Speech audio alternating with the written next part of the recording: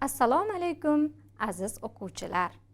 Siz bilan yana ekran orqali ko'rishib turganimdan nihoyatda baxtiyorman. Demak, ona tili darsimizni boshlaymiz. Aziz o'quvchilar, bugun biz siz bilan o'tgan mavzularimizni mustahkamlab olamiz. Demak, bugungi mavzuyimiz mustahkamlash. Marhamat, daftarlaringizga yozib oling.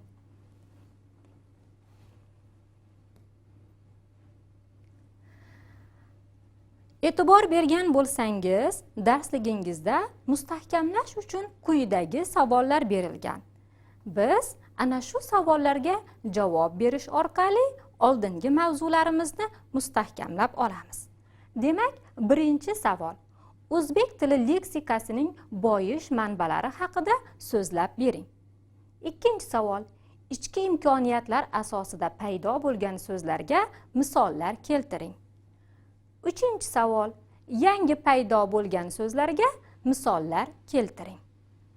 To'rtinchi savolimiz ibora deb nimaga aytiladi? Va beshinchi savolimiz tasviriy ifoda nima? Keling, savollarning javobini topishni boshlaymiz. Demak, o'zbek tili leksikasining boyish manbalari. Ushbu mavzu esingizga tushdimi? Demak, ushbu mavzuda o'zbek tili leksikasining boyish manbalari ikkiga bo'linishini aytib o'tgan edim. Demak, ular qaysilar edi? Barakalla, ichki manba va tashqi manba. Demak, ichki manba asosida boyish qanday bo'lar edi aziz o'quvchilar? Bular shevalardan so'z olish, so'zlarni bir-biriga qo'shish yoki qo'shimchalar orqali yangi so'zlar hosil qilish yoki oldin nutqimizda bo'lib, ma'lum davrda nutqimizdan chiqib ketgan va bugungi kunda qayta yana nutqimizga kirgan so'zlar asosida boyish, ichki imkoniyat asosida boyishni tashkil qilar edi. Tashqi manba nimani hosil qiladi? Demak, bu bizga o'zbek tiliga aynan boshqa tillardan so'zlarning kirib kelishi tashqi manba hisoblanar edi. Demak, ilm, fan, texnika va sanoatning rivojlanishi natijasida tilimizga yangi so'zlar kirib keladi va ular tilimizni tashqi manba hisobidan boyitib boradi. Demak, endi ikkinchi savolga o'tamiz. Ikkinchi savolda aynan ichki manba asosida boyishga qaysi so'zlarni biza misol qilib aytishimiz so'ralgan edi. Demak, keling ular bilan tanishib o'tamiz.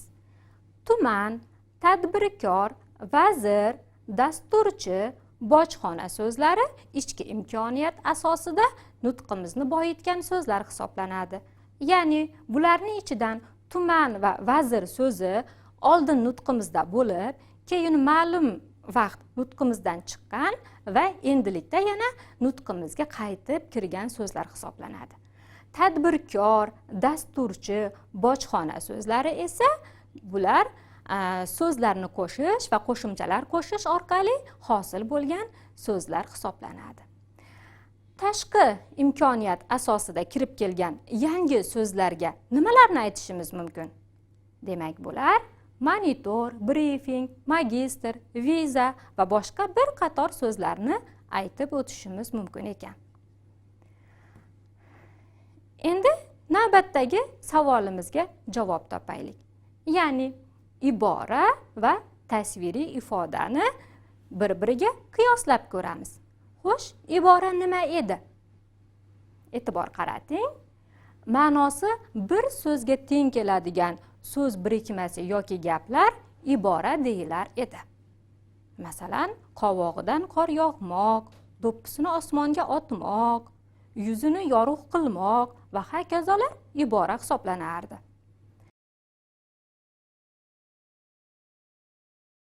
Tasviriy ifodachi biror narsa va hodisani boshqa bir narsa va hodisaga o'xshatish orqali tasvirlab ifodalash tasviriy ifodalar deyilar edi.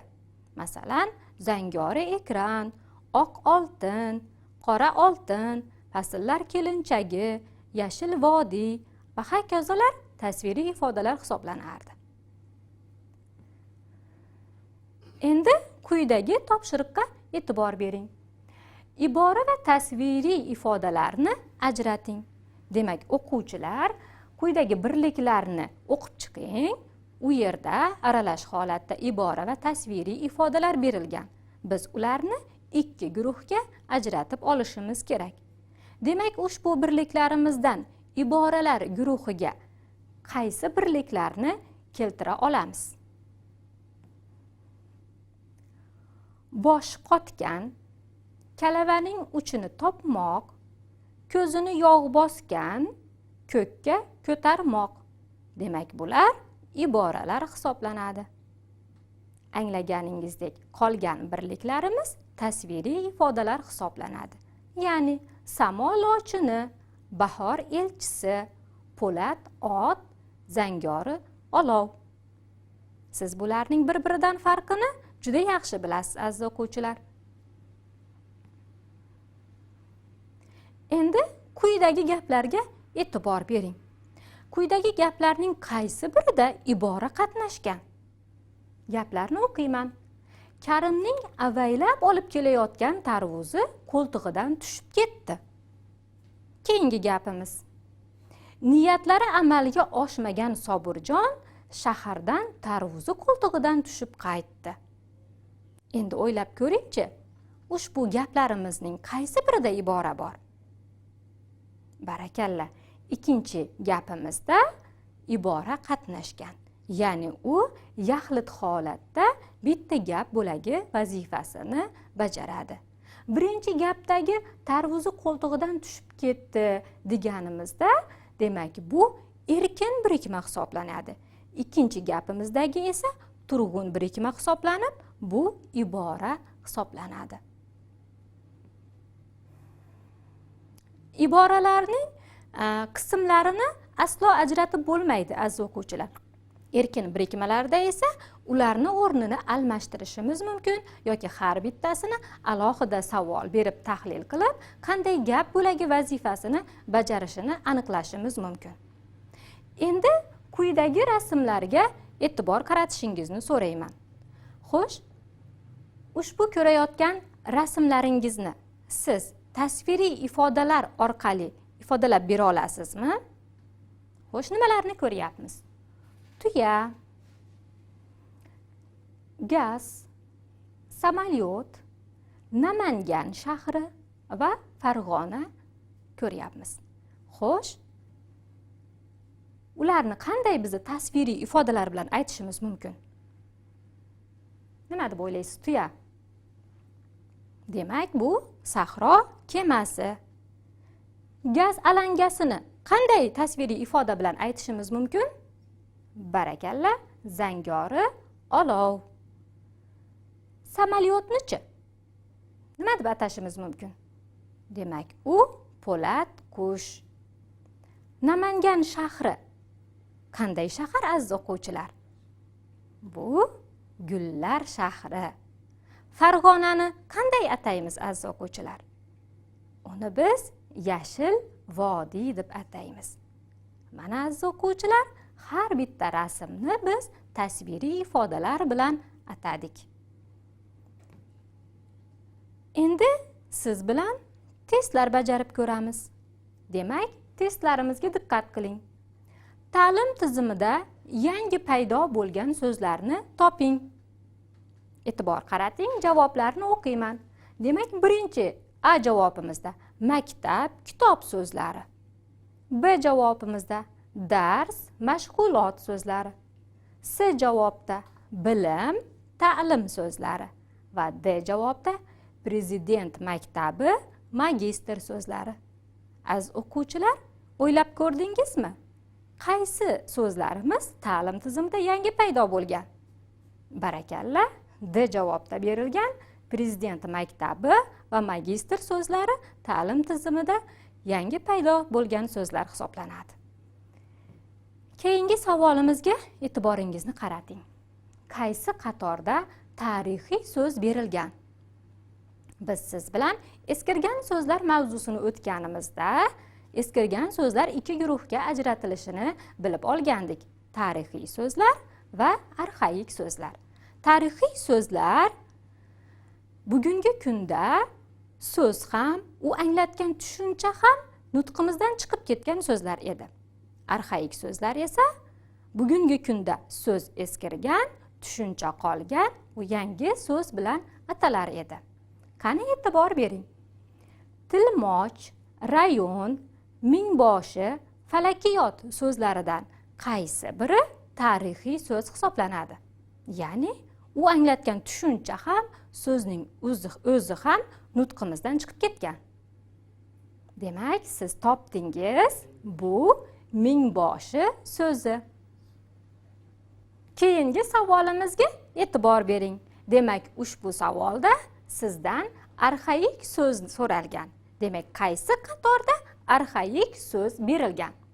Birinchisi kanizak, B javobda handasa, C javobda amin, D javobda viloyat so'zi. Xo'sh, nima deb o'ylaysiz? Qaysi biri arxaik so'z? Barakalla. Demak, bu handasa so'zi.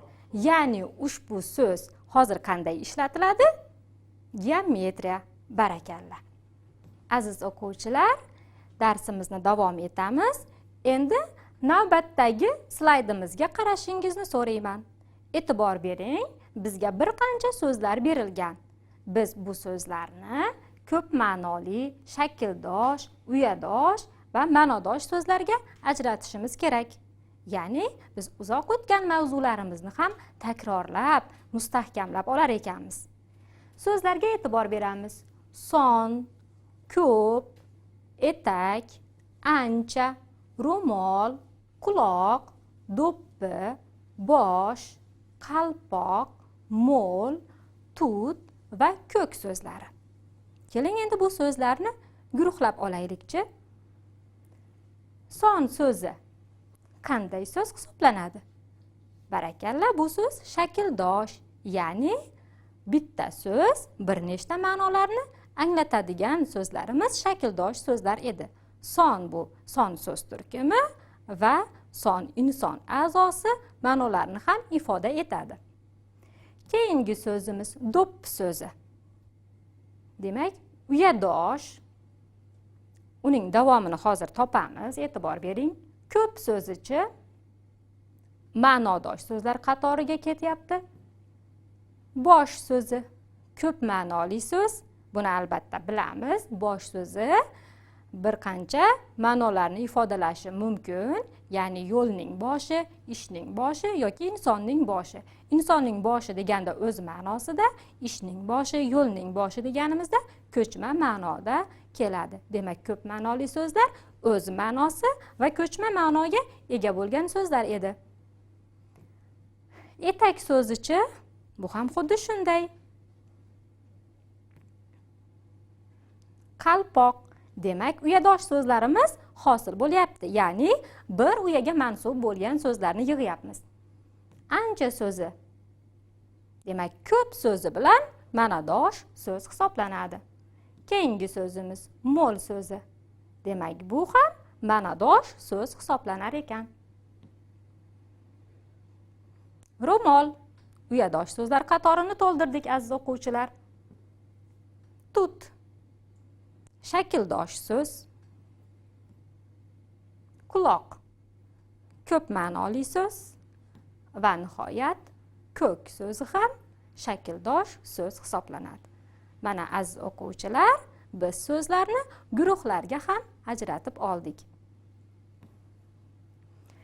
Endi sizga mustaqil bajarish uchun quyidagi topshiriqlarni beraman. Birinchi topshirig'imiz o'zingiz o'qiyotgan gazeta, jurnal yoki badiiy asardan eskirgan va yangi so'zlarga 5 tadan misol topib yozing. Ikkinchi savolimiz iboralar qatnashgan 5 ta gap tuzing. Va so'nggi topshirig'imiz tasviriy ifoda qatnashgan 5 ta gap tuzing. Bugun siz bilan oldingi mavzularimizni mustahkamlab oldik. O'ylaymanki, bilimlaringiz yanada oshdi va mustahkamlandi.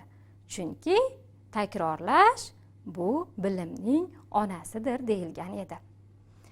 Aziz o'quvchilar, bugungi darsimiz o'z nihoyasiga yetdi. Keyingi darslarda uchrashgunimizcha xayr, salomat bo'ling.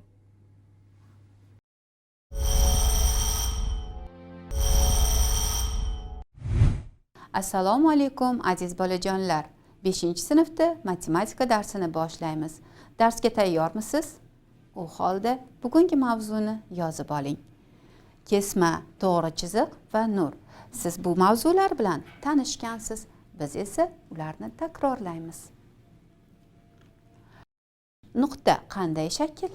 Uni qanday hosil qilamiz? Qalam uchini daftaringizga tekizsangiz, nuqta hosil bo'ladi. Nuqtalarni katta lotin harflari bilan belgilaymiz. A nuqta, B nuqta, S nuqta, D nuqta, Y nuqta kabi. Kesmani qanday hosil qilamiz? Ikkita nuqtani chizg'ich yordamida tutashtiramiz. A va B nuqtani, masalan. Va hosil bo'lgan shakl kesma bo'ldi. Bu AB kesma. Istalgan ikkita nuqtadan faqat bitta kesma o'tkazish mumkin. Kesmaning uzunligi qanday o'lchaniladi? Biz uni chizg'ich yordamida o'lchaymiz. Chizg'ichni sanoq boshini kesmaning birinchi uchiga qo'yamiz va kesmaning oxiri ikkinchi uchi qanday qiymatga to'g'ri kelayotganini aniqlaymiz. Bu chizma 8 santimetrni ko'rsatyapti. Demak, AB kesma 8 santimetr ekan. Endi esa bu kesmaga e'tibor bering. Xo'sh, necha santimetr? 4 santimetrga ozgina yetmayapti. Demak, 3 santimetr 9 millimetr ekan. CD kesma 3 santimetr 9 millimetr yoki 3,9 santimetr desak ham bo'ladi. Uzunlik o'lchov birliklari bilan ham tanishsiz. Eslatib o'taman. 1 santimetr 10 millimetr, 1 detsimetr 10 santimetr, 1 detsimetr 100 millimetr, 1 metr 10 detsimetr, 1 metr 100 santimetr, 1 kilometr esa 1000 metr. To'g'ri chiziq. Xo'sh, to'g'ri chiziqni qanday hosil qilamiz? Berilgan AB kesmani ikkita uch tomonidan ikki tomonga chiziqni davom ettiramiz. B uchidan davom ettirdik. Endi A uchidan ham chiziqni davom ettiramiz. Bizda AB to'g'ri chiziq hosil bo'ldi.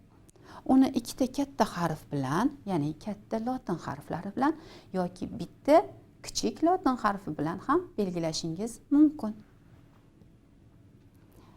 Istalgan ikkita nuqta orqali faqat bitta to'g'ri chiziq o'tkazamiz, xuddi kesma kabi. Nur nima? Yodingizga tushdimi? Nurni qanday hosil qilamiz? Demak, AB to'g'ri chiziqda biror nuqta olsak, masalan, O nuqtani, u to'g'ri chiziqni ikkita nurga ajratadi. Ya'ni OA nur va OB nurga. Uchburchak qanday chiziladi? Uchburchak chizish uchun tekislikda bir to'g'ri chiziqda yotmaydigan 3 ta nuqtani olamiz. Ya'ni bizning misolimizda A nuqta, B nuqta, S nuqta va ularni kesmalar bilan tutashtiramiz. Hosil bo'lgan shakl uchburchak bo'ladi. ABC uchburchak. To'rtburchak hosil qilish uchun 4 ta nuqtani, 5 burchak hosil qilish uchun 5 ta nuqtani va hokazo. Shunday qilib ko'p burchaklarni hosil qilishingiz mumkin. Ko'p burchaklarni, perimetrlarni qanday hisoblaymiz? Uchburchakni perimetrini, xo'sh, qanday hisoblaymiz? Uning tomonlarini qo'shamiz. Ya'ni tomonlari uzunliklarining yig'indisi uchburchakning perimetri bo'lar ekan. Ya'ni P barobar perimetrni P harf bilan belgilab, AB qo'shuv BS qo'shuv AC. Mana bu perimetr bo'ldi. Keyingisi to'rtburchak. To'rtburchakning perimetri qanday to'rtburchak bu? KLMN. mana bu to'rt burchakning perimetri KL qo'shuv LM qo'shuv MN qo'shuv NK ga teng ekan. Keyingi ko'p burchagimiz besh burchak. Besh burchakning nomi PQRST. Uning perimetri PQ bitta tomoni qo'shuv QR qo'shuv RS qo'shuv ST va qo'shuv PP. Oxirgisi. Mana shunday qilib hamma tomonlarni yig'indisini oldik. Endi esa masalalar yechishni boshlaymiz. AB kesmani S va D nuqtalar ketma-ket kelgan AC, CD va DB bo'laklarga ajratadi. Agar AC kesmaning uzunligi 24 detsimetr, CD kesma AC kesmadan 8 detsimetr uzun, DB kesma esa CD dan 9 detsimetr qisqa bo'lsa, AB kesmaning uzunligini toping. Mana chizmada kesmalarni belgilab oldik. Ya'ni uni 3 ta kesmaga ajratilgan. Endi yechishni boshlaymiz. Xo'sh, AC 24 detsimetr edi. CD undan 8 detsimetr uzun. DB esa CD dan 9 detsimetr qisqa. Xo'sh, qanday hisoblaymiz? Boshlang o'zingiz hisoblashni. Avval CD kesma uzunligini topib oling. Buning uchun AC kesmaga 8 detsimetrni nima qilamiz? Qo'shamiz, chunki uzun. Xo'sh, hisoblab oldingizmi? Sizda ham 32 detsimetr chiqdimi? Endi esa DB kesmani hisoblaymiz. Uning uchun CD kesmadan nima qilamiz? 9 detsimetrni ayiramiz. Qisqa chunki. DB barobar 32 ayru 9. U 23 detsimetr ekan. Endi bizda uchala kesmaning uzunligi bor. Umumiy AB kesmani topish uchun uchalasini yig'indisini topamiz. Ya'ni AB kesma teng bo'ladi AC qo'shuv CD qo'shuv DB. AC 24 detsimetr, CD 32 detsimetr, DB esa 23 detsimetr. Hammasini yig'indisi 79 detsimetr bo'ldi. Demak, javob AB 79 detsimetr ekan. Keyingi masala. Darsligingizda mana bu ko'rinishdagi sxema berilgan. Sxema asosida quyidagi savollarga javob bering. Xo'sh, 1 kilometr necha detsimetr? 1 kilometrdan 1 metrgacha 1000. Ya'ni 3 ta noli bor. 1 metrimiz 10 detsimetr bo'lganligi uchun bitta nol. Ana endi bizda 1 kilometr necha detsimetr bo'ladi? Nechta nol hosil bo'ldi? 4 ta. Demak, u 10.000 detsimetr ekan. Ya'ni 4 ta nolli. Endi esa 1 metrimiz necha millimetr ekanligini topishimiz kerak. 1 metr necha millimetr? Millimetrgacha nechta 10 bor? 3 ta 10. Ya'ni 3 ta nol. Bu 1000 millimetr ekan. 1 kilometr necha santimetrga teng? Xo'sh, 1 kilometrdan santimetrgacha nechta o'nimiz bor? 1000 hamda 2 ta 10, jami 5 ta bo'ldi. Ya'ni 5 ta o'nimiz 5 ta nolli son. Oldida 1 albatta. Ya'ni 100.000 santimetr ekan. 1 kilometr necha millimetr bo'ldi? Qani 1 kilometrdan millimetrgacha nechta 10 bor? Hisoblangchi. 6 ta, barakalla. Bu yerda 3 ta 10, bu yoqda yana 3 ta 10, jami 6 ta 10. Ya'ni 1 va ketida 6 ta 0 degani. 1 million millimetr. Xo'sh, o'zingiz mustaqil bajara olasizmi endi? Albatta. Endi esa masalaga o'tamiz. Omborda 265 tonna sabzi bor edi. Birinchi haftada 34 tonna, ikkinchi haftada esa birinchi haftaga qaraganda 7 tonna kam sabzi sotuvga chiqarildi. Omborda necha tonna sabzi qoldi? Xo'sh, oldin berilishini qisqa shart qilib yozib olamiz. birinchi haftada 34 tonna, ikkinchi haftada esa birinchisiga nisbatan 7 tonna kam. Qoldi qancha? Umumiysi 265 tonna. Endi esa buni hisoblaymiz. Xo'sh, birinchi qaysinisini topib olishimiz kerak? Ya'ni ikkinchi haftada qancha sotilganini topishimiz kerak. Buning uchun 34 dan 7 ni ayiramiz. 27 hosil bo'ldi. Ikkinchi hafta 27, birinchi hafta 34. Ikkita haftada birgalikda 34 ga 27 ni qo'shamiz. 61 tonna sotilibdi. Endi qolganini topishimiz kerak. Umumiysidan, ya'ni jami qancha sabzi bor bo'lsa, undan 2 haftada sotilgan sabzining qiymatini ayiramiz. 265 dan 61 ni ayirsak 204. Demak, javob omborda 204 tonna sabzi qolibdi. Keyingi masala. To'rtburchakning birinchi tomoni 28 cm, ikkinchi tomoni undan 11 cm uzun, uchinchi tomoni ikkinchi tomonidan 6 cm qisqa, to'rtinchi tomoni birinchi tomonidan 2 marta kichik. Shu to'rtburchakning perimetrini toping.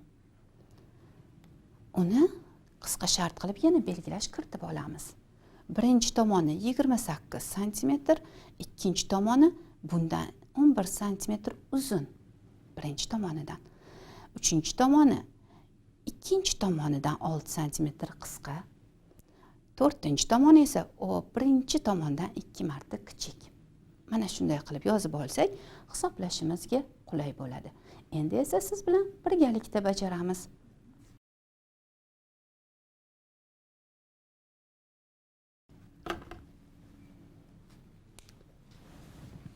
Yechish.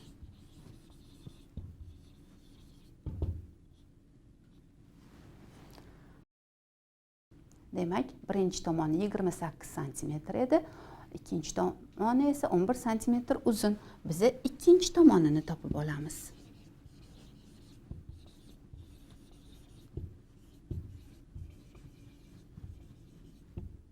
Ikkinchi tomoni 28 qo'shuv 11 barobar 39. 11 cm uzun, to'g'ri. Buni santimetr ekanligini yozib qo'yamiz. Ikkinchi tomonni topdik, uchinchi tomonni topamiz.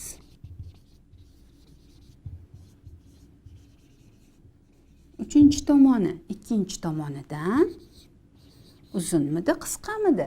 6 cm qisqa ekan. Endi ayiramiz.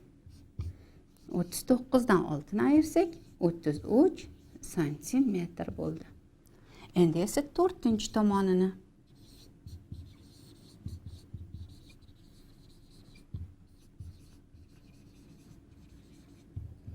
To'rtinchi tomoni birinchi tomonidan, ya'ni 28 edi, birinchi tomoni 28 dan 2 marta qisqa ekan.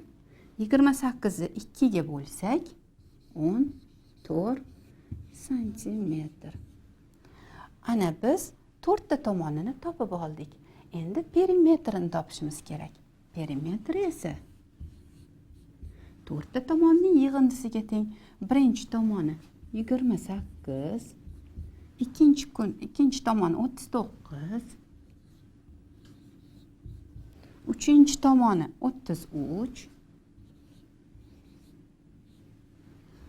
to'rtinchi tomoni esa 14. Bu teng bo'ladi. Qani qo'shib chiqingchi, necha hosil bo'ldi? 28 ga 39 ni qo'shsak 67, 67 ga 33 ni qo'shsak 100, 100 ga 14 ni qo'shsak 114 cm.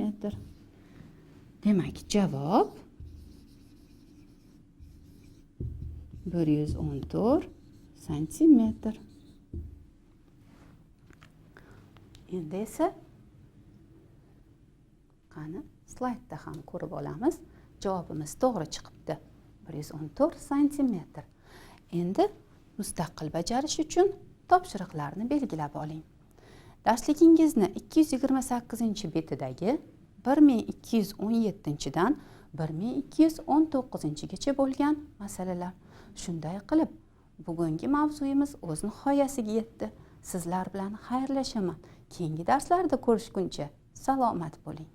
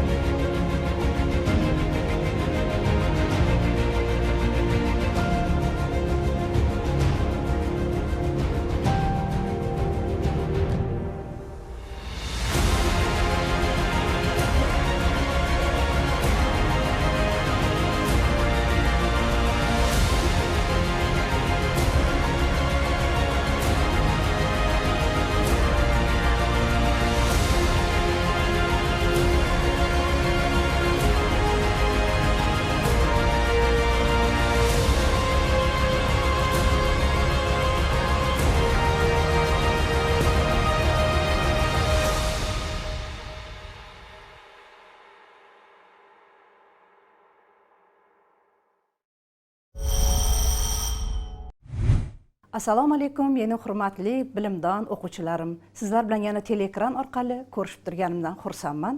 Biz bugun navbatdagi yangi mavzumizni sizlar bilan birgalikda o'tamiz. Yangi mavzuni diqqat bilan monitorga qarab bilib olamiz. Mavzu O'zbekiston mustaqilligining qo'lga kiritilishi.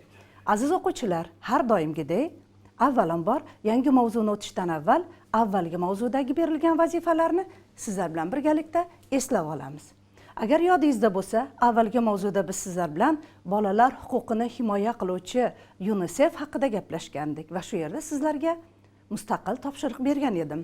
Ya'ni 5-sinf o'quvchilari sifatida sizning qanday huquqlaringiz bor? O'ylab ko'ringchi dedik.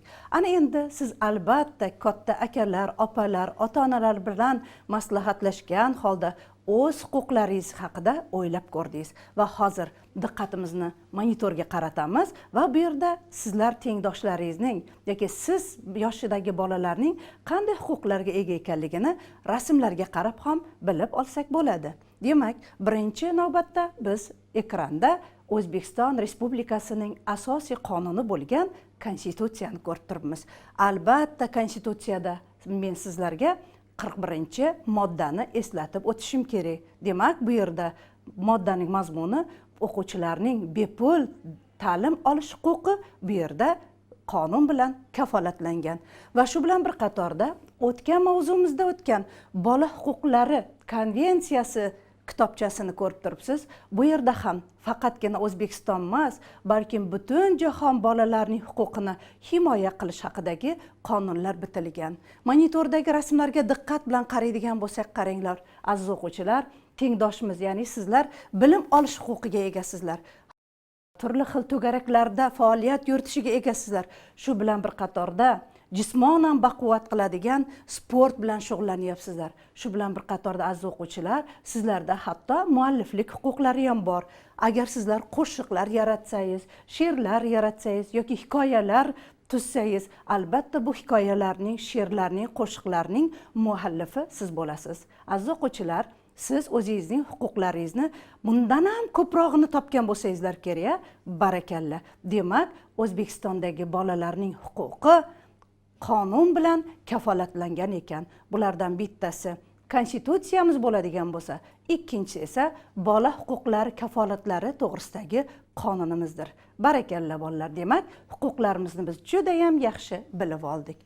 Ana endi aziz o'quvchilar, biz bugun sizlar bilan yangi mavzuda nimalar haqida gaplashib olishimizni ko'rib chiqamiz.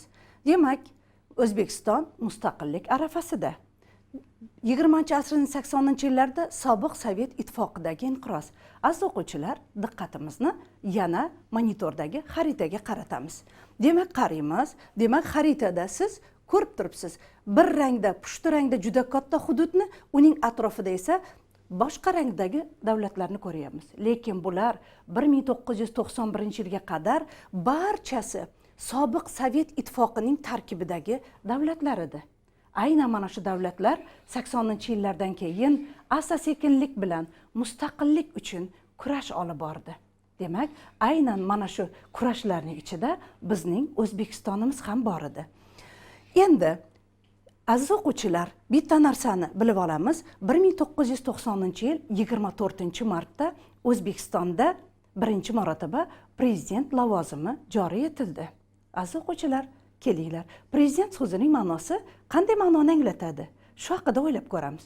Prezident so'zining ma'nosi, ya'ni oldinda o'tiruvchi degan ma'noni anglatadi va O'zbekistonning birinchi prezidenti bo'lib Islom Karimov prezident lavozimiga tayinlandi.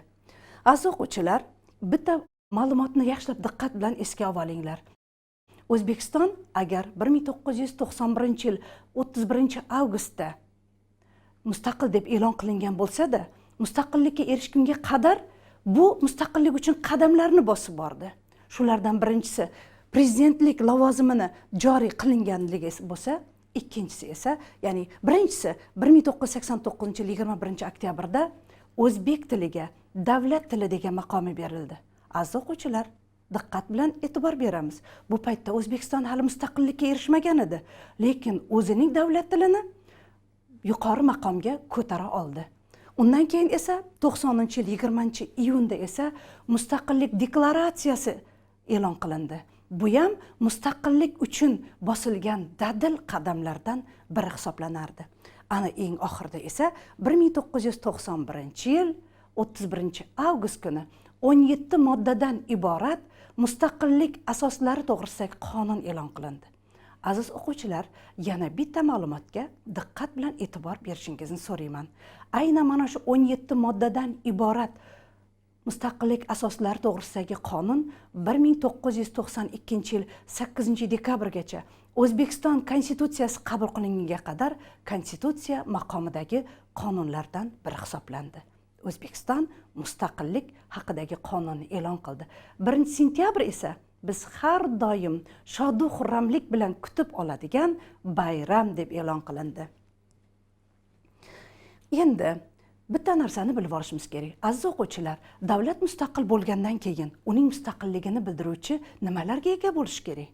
Albatta, bu davlatning ramzlari hisoblanadi. Har bir mustaqil suveren davlatning o'z ramzlari bo'ladi.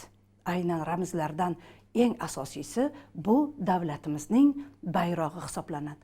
Aziz o'quvchilar, ko'rib turibsiz, monitorning eng tepasida O'zbekistonning g'ururi bo'lgan, o'zbek xalqining mavjudligini, davlatning mavjudligini bildirib turadigan bayrog'imiz mag'rur hilpirab turibdi. Demak, bayroq to'g'risidagi qonun 1991-yil 18-noyabrda qabul qilingan. Eslab olamiz, raqamlarga e'tibor beramiz. 1991-yil 18-noyabr. Davlat gerbi esa ko'rib turibsiz, 1992-yil 2-iyulda qabul qilinyapti. Demak, gerbimiz ham o'ziga, ya'ni millatimizdan kelib chiqqan, millat ruhidan kelib chiqqan holda gerbimizda ham barcha tasvirlar bor desak ham bo'ladi. Undan keyin esa 1992-yil 10-dekabr. Aziz o'quvchilar, nima yodingizga keldi? Demak, katta tadbirlarda, marosimlarda, o'zimiz maktabda ertalabki saflanishlarda va har qanday bayramlarni o'tkazishdan avval har doim o'ng qo'limizni shunday ko'ksimizga qo'ygan holda davlat madhiyamizni aytamiz. Demak, 10-dekabr O'zbekiston davlat madhiyasi e'lon qilingan kun hisoblanadi. Ana endi aziz o'quvchilar, monitorda siz raqamlarni ko'rib turibsiz. Albatta sizda savol tug'ildi. Bu raqamlar nimani bildirar ekan deb. 250 cm va 125 cm. Kelinglar, men bilan birga monitor oldiga boramiz. Xilpirab turgan bayrog'imiz ko'rib turibsiz. Bayrog'imizda endi 250 cm deganimiz bayrog'imizning eni. Demak, eni 250 cm, bo'yi 125. Aziz o'quvchilar, raqamlarga e'tibor beramiz. Har bir rangning oralig'i ko'k, moviy rangimiz 40 cm, oq rangimiz 40 santimetr, yashil rangimiz 40 santimetr. Demak, biz sizlar bilan 3 ta 40 ni aniqlab oldik. Bayroqning o'rtasida qizil rang berilgan. Demak, bu ikkita qizil rangning o'lchami 2,5 santimetrdan. Demak, biz uni qo'shadigan bo'lsak, 125 santimetr chiqadi. Demak, bayrog'imizning eni 250 santimetr, bo'yi 125 santimetrni tashkil qilar ekan. Aziz o'quvchilar, biz juda ham yaxshi bilamiz, maktabda ma'naviyat ma'rifat xonasida, shu bilan bir qatorda tarix xonalarida stolning ustiga qo'yilgan kichkina bayroqchani ko'ramiz. Shu bilan bir qatorda katta sport o'yinlarida sportchilarimiz tomonidan xalqaro o'yinlarda juda ham katta O'zbekistonning bayrog'ini 4 tomondan 4 ta sportchini ko'tarib chiqqanini ko'ramiz. Aziz o'quvchilar, mana shu kichkina va katta bayroqlar har doim mana shu o'lchamga qarab proporsional kichraytiriladi va kattaytiriladi. Demak, hech qachon kichraytirilgan bayroqda ham shu o'lchamdan, kattaytirilgan bayroqda ham shu o'lchamning katta va kichigidan chiqib ketmasligimiz kerak. Demak, aziz o'quvchilar, siz juda ham yaxshi bayrog'imizning o'lchamini bilib oldingiz. Aziz o'quvchilar, hozir bayroqlardagi ranglar, oy, yarim oy, yulduzlar, bular haqida sizlar undan avvalgi mavzularda juda ham yaxshi bilib olgansiz. Lekin gerbimizda ko'rib turibsiz, charaqlagan quyosh turibdi. Demak, bu charaqlagan quyosh O'zbekistonimizdagi ozodlikni, mustaqillikni, hurlikni, shu bilan bir qatorda bizning yoz, kuz, bahor faslarimizda quyoshning charaqlab turishini bildiradi. Va shu bilan bir qatorda azim ikkita daryoni ko'ryapmiz. Bu albatta Amudaryo va Sirdaryoni belgilaydi. O'rtadagi qushimiz esa albatta bu Humo qushi ekanligini mendan avval sizlar bilib o'tiribsizlar. Barakalla, aziz o'quvchilar, mana sizlar bilan davlatning mustaqilligini, hurligini bildiruvchi ramzlarimiz bilan tanishib oldik. Albatta o'quvchilar, sizlar mana bu raqamlarni eslab qoldingiz degan umiddaman. Aziz o'quvchilar, biz juda ham yaxshi bilamiz, Qoraqalpog'iston O'zbekiston davlat tarkibidagi mustaqil respublika hisoblanadi. Nega mustaqil respublika deymiz? Qoraqalpoq xalqi bilan o'zbek xalqi azaldan qon qarindosh bo'lib yashagan. Shu bilan bir qatorda tilimiz, dinimiz, urf-odatlarimizdagi yakdillik juda ham ko'p joylarda o'z aksini ko'rsatadi. O'zbekiston mustaqilligiga erishishi bilan Qoraqalpoq xalqiga ham mustaqil respublika degan maqom berildi. Chunki mana ko'rib turibmiz, kartaning, ya'ni xaritaning oldiga boramiz, Qoraqalpog'iston hududi. Mana ko'rib turibmiz. Demak, Qoraqalpog'istonning mustaqil respublika ekanligini anglatuvchi ularning ham nimasi bor ekan? Davlat ramzlari bor ekan. Davlat ramzlarida mana bayroqni ko'rib turibmiz. Aziz o'quvchilar, mana shu joyda sizlarga ozgina izoh berib ketmoqchiman. Ya'ni Qoraqalpog'iston davlat bayrog'ining o'rtasida sariq rang bor. Biznikida esa O'zbekistonnikida oq rang edi. Nima uchun sariq rang? Chunki Qoraqalpog'istonning hududi juda ko'p joylari sahro va cho'llardan iborat bo'lganligi uchun ham o'shaning aksi sifatida, ya'ni sariq rang berilgan. Bizning qizil rangning, O'zbekistonning asosiy bayrog'idagi qizil rangning yonida esa ularda oq rang ham berilgan. Demak, va shunisi bilan farq qilyapti va 5 ta yulduzcha, 5 ta yirik shaharlarni bildiradi. Gerbga keladigan bo'lsak, aziz o'quvchilar, ko'rib turibmiz, agar bizning gerbimizning o'ng tomonida bug'doy ramzi, ya'ni milliy rizq sifatida berilgan bo'lsa, bu yerda esa sholi berilgan. Shu bilan bir qatorda O'zbekistonning gerbida 2 ta daryo berilgan bo'lsa, bu yerda esa bitta daryoni ko'ryapmiz. Chunki Qoraqalpog'iston Amudaryo, ya'ni qadimgi Jayhun daryosining bo'yida joylashganligi uchun ham bitta daryoni berib turibmiz. Shu bilan bir qatorda qoraqalpoqlarning rivojlanishi uchun O'zbekistonda barcha shart-sharoitlar yaratilgan. Ularning ham o'z madhiyasi bor. Aynan o'sha madhiyada Jayhun daryosi bo'yida joylashgan Qoraqalpoq yerlari, u yerlardagi o'tadigan yuvshon, ya'ni biz uchun yangilik bo'lgan o'simliklar, u yerdagi kiyik va jayronlar haqida va erksevar Qoraqalpoq xalqi haqida gap yuritilgan va kuylagan va Qoraqalpoq xalqlar bolalari ham o'zlarining tadbirlarida o'z madhiyalarini kuylab tadbirlarni ochishadi. Aziz o'quvchilar, biz bilan qondosh jondosh bo'lgan Qoraqalpoq xalqi haqida sizlar bilan gaplashib oldik. Bugungi mavzumizning mazmuni sizlarga albatta tushunarli bo'ldi deb o'ylayman. Ana endi keling, mustaqil ishlash uchun sizlarga topshiriq. Keling aziz o'quvchilar, yangi mavzudan olgan bilimlarimizni mustaqil ravishda nima qilamiz? Ya'ni mustahkamlab olamiz. Agar e'tibor bergan bo'lsangizlar, bugungi yangi mavzuda men juda ko'p hujjatlar haqida va shu bilan bir qatorda yillar haqida gapirib o'tdim. Siz bu jadvalni to'ldirayotgan paytda birinchi bo'limiga muhim tarixiy sanalarni yozib chiqamiz. Bu yerdagi 4 raqamiga e'tibor bermang. Bu 4 raqami yana ham davom etishi mumkin.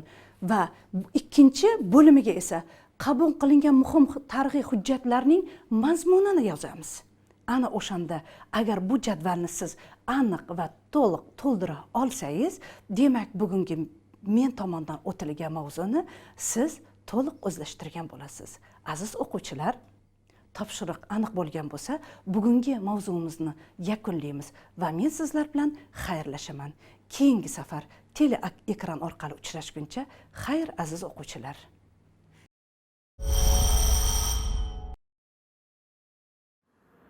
Savodli bo'la turib kitob o'qimaslik bu savodsizlikdan farqi yo'q holat.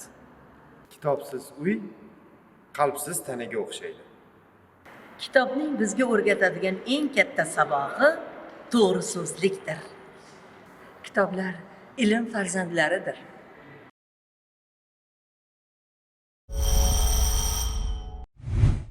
Здравствуйте, дорогие ребята! Вы готовы к уроку? Сегодня у нас, ребята, контрольная работа.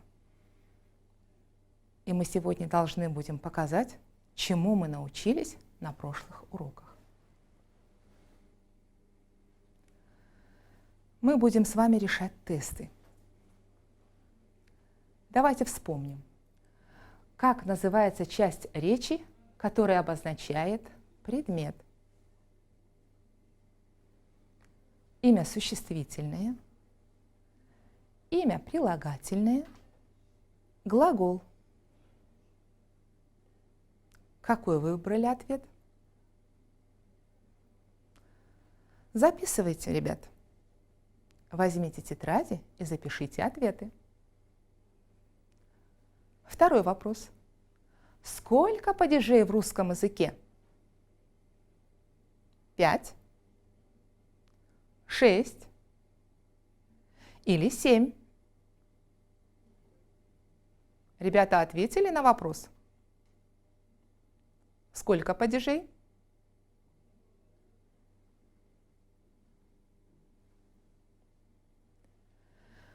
Какой падеж отвечает на вопросы о ком, о чем?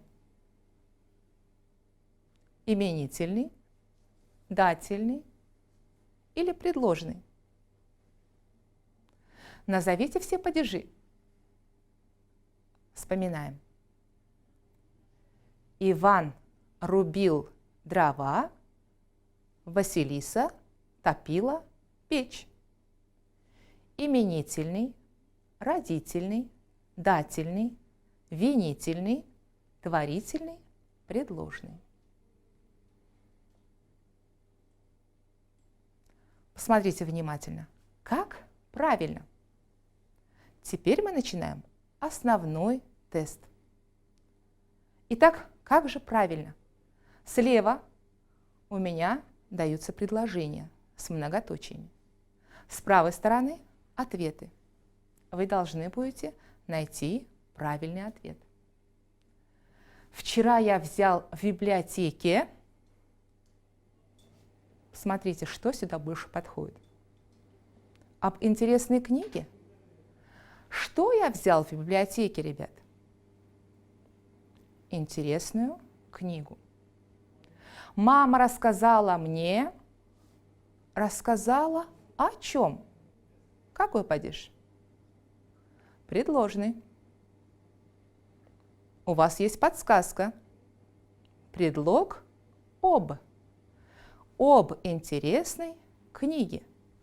Ребята, вспомните, почему мы написали об, а не о?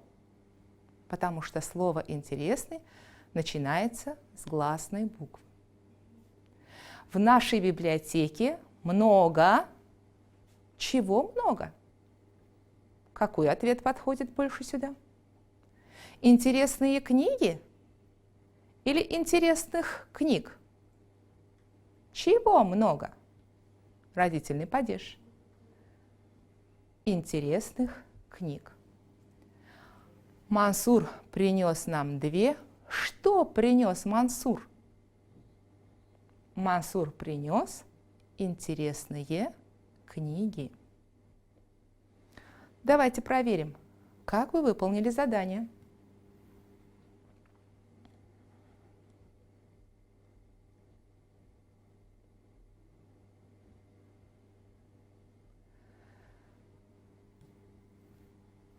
Как правильно? Я написал письмо своим другом, своему другу, о своем друге, своего друга. Какой ответ правильный, ребята? Я написал письмо. Адресат. Кому написал? Дательный падеж. Своему другу. Малика рассказала своим другом, своему другу, о своем друге, своего друга. Ребята, рассказала здесь у нас о ком? О своем друге. Он увидел на улице своим другом, своему другу, о своем друге, своего друга. Увидел кого? Какой падеж, ребята? Вижу кого, вижу что. Родительный или винительный? Винительный. Он увидел на улице своего друга. Проверьте, пожалуйста, правильность выполнения теста.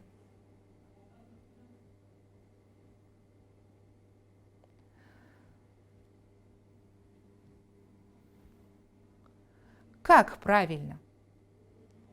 В Ташкенте много. Красивую улицу. Красивые улицы. Красивых улиц.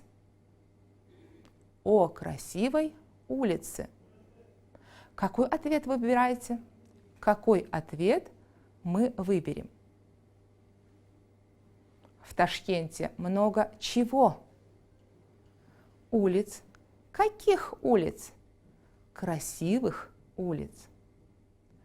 Мы увидели красивую улицу, красивые улицы, красивых улиц, о красивой улице. Ребята, здесь может быть 2 правильных ответа. Мы увидели, но вы должны будете написать правильный ответ в единственном числе. Что мы увидели? Улицы или улицу? Улицу. Какую улицу? Красивую улицу. В нашем городе тоже есть А. Красивую улицу. Б. Красивые улицы. В. Красивых улиц. Г. О красивой улице. Какой ответ правильный? В нашем городе тоже есть. Что есть в нашем городе? Улицы. Какие улицы есть? Красивые. Мы говорили о чем? О красивой улице. Проверяем.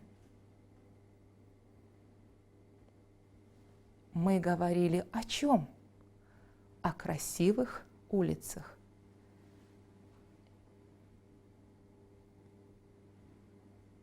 Адхам вчера, пойду в театр. Такого не может быть. Адхам вчера ходила в театр. Адхам – мальчик, а глагол в женском роде. Ходила. Тоже неверно.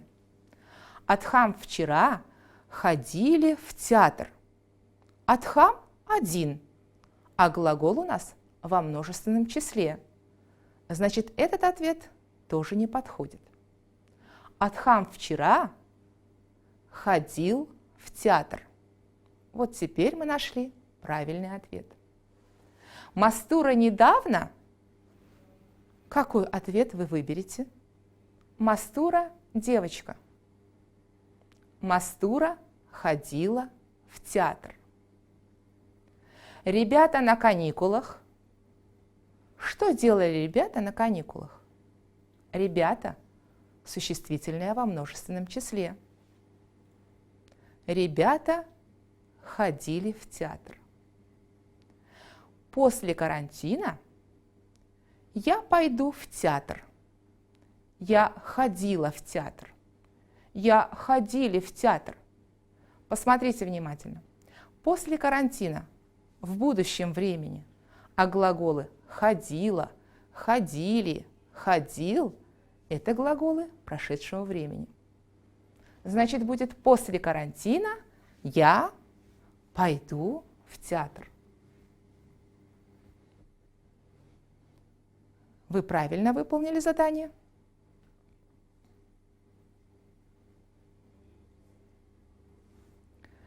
Подумайте. Мой брат рассказал мне. Рассказал о чем? Нам даются слова в скобках. Лицей, академия, школа, университет. Ребята, надо поставить эти слова в предложном падеже. Итак, рассказал мне о чем? О лицее. Следующее слово «академия». Оно начинается с гласной буквы. Какой предлог мы выберем? О или об? Об академии. И или е, ребят?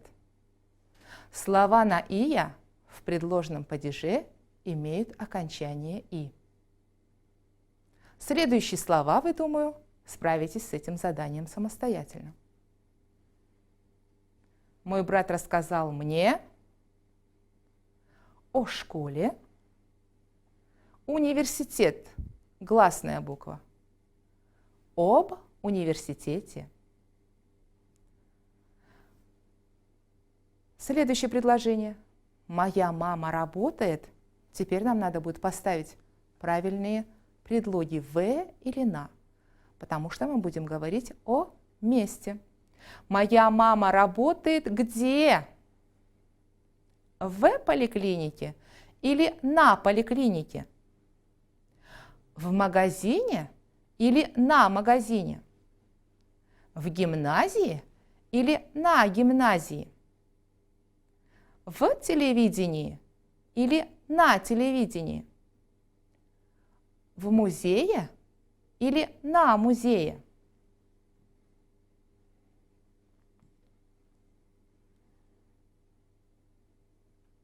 Подумали? Моя мама работает, она внутри находится, значит, в поликлинике. Моя мама работает в магазине. Она работает в гимназии. Е или и? Слово гимназия у нас заканчивается на ия. Значит, в предложном падеже у нас будет окончание и. Мы говорим на телевидении. Запомните, ребята, моя мама работает на телевидении. Моя мама работает в музее.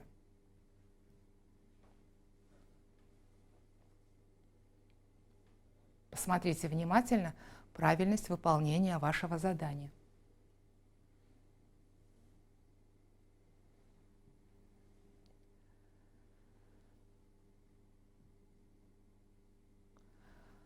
Дорогие мамы, бабушки, вы можете вместе со своими детьми развивать речь вашего ребенка. Возьмите рисунок любой и спрашивайте, кого вы видите на рисунке, что делают дети. Дети делают уборку. Что делает братик, что делает сестра. А вы, ребята, помогаете маме? На этом контрольная работа наша сегодня подошла к концу. Я думаю, вы все справились с заданием. Задание надо будет отправить в электронный кундалик, в электронный дневник. Всего вам доброго, ребята. До свидания.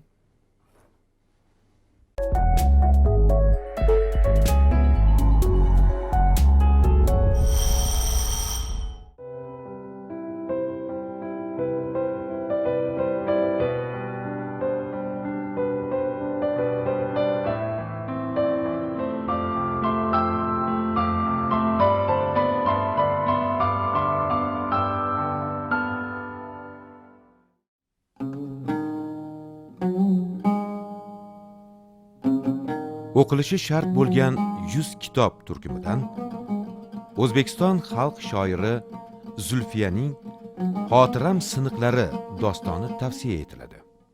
Shoir bu dostonini umrining oxirgi yillarida yaratgan. Unda Zulfiyaning ko'ngil kechinmalari, boshidan kechirganlari, 37-yillarning dahshatli qatag'onlaridan ko'rgan jabru zulmlari tasvirlab berilgan. Xotiram siniqlari dostoni o'zbek ayoli qalbini ifoda etgan.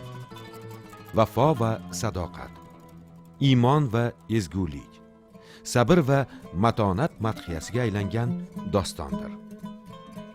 Zulfiya bu dostonida butun umrlik xulosalarini, kechinmalarini, tuyg'ularni jamlagan. Shuning uchun ham bu dostonni shoira Zulfiyaning umr kitobi desa mubolag'a bo'lmaydi.